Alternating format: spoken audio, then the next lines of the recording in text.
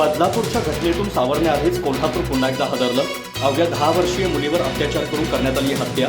3 वर्षांपूर्वी बिहारमधून स्थलांतरित झालेल्या कुटुंबावर झालाय आघात. कोल्हापुरात अवघ्या 10 वर्षीय मुलीची अत्याचारानंतर निर्घृण हत्या करण्यात आल्याची संतापजनक घटना घडली आहे.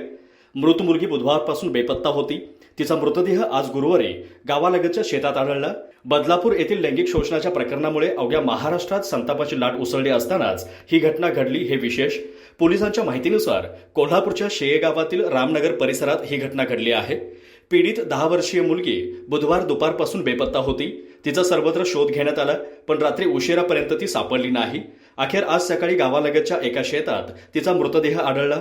पोलिसांनी या प्रकरणी 2 संशयितांना ताब्यात घेतला आहे. या मुलीची हत्या करण्यापूर्वी तिच्यावर लैंगिक अत्याचार करण्यात आल्याचा प्राथमिक अंदाज व्यक्त होत आहे. त्यानुसार पोलीस आपल्या तपासाची चक्र फिरवत आहेत. तूर्त मुलीचा मृतदेह शवविच्छेदनासाठी रुग्णालयात पाठवला आहे. कोल्हापूरचे पोलीस अधीक्षक महेंद्र पंडित यांनी घटनास्थळी धाव घेऊन स्थितीचा आढावा घेतला. त्यांनी पोलिसांना या घटनेचा वेगवान तपास करण्याचे निर्देश दिले आहेत. पोलीस या घटनेचा सर्वच अंगाने तपास करत आहेत. उल्लेखनीय बाब म्हणजे कोल्हापूरमध्ये आज मुख्यमंत्री एकनाथ शिंदे यांच्या नेतृत्वात लाडकी बहीण योजनेचा कार्यक्रम होत आहे.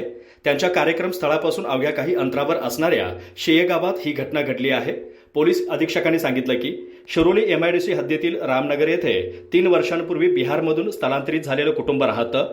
पती पत्नी एमआयडीसीतील एका कंपनीत काम करतात. बुधवारी सकाळी 8च्या सुमारास हे दोघेही कामासाठी घराबाहेर पडले. त्यांना 3 मुली आणि 2 मुले आहेत. सायंकाळी कामावरून घरी परतल्यानंतर त्यांना आपली मुलगी दिसली नाही. त्यांनी तिचा शोध घेतला, पण तिचा थांगपत्ता लागला नाही.